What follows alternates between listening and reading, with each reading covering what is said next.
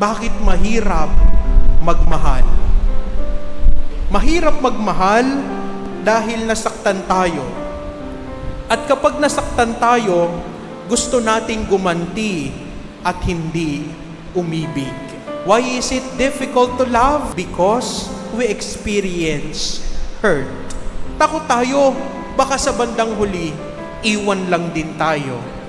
Why is it difficult to love? Dahil kulang tayo sa pag-asa. Kapag wala nang nakikitang bagong simula, papaano ka magmamahal ng buo? Kaya yung mga tao na laging namumuhay sa nakaraan, they will never experience real and true love. Kasi imbis na maging better sila, nagiging bitter sila sa nakaraan.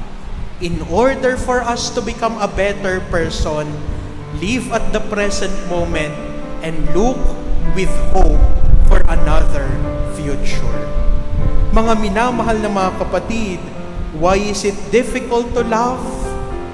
Kapag ang puso natin ay isinarado natin dahil sa takot, dahil sa sakit, dahil sa nakaraan nating naramdaman.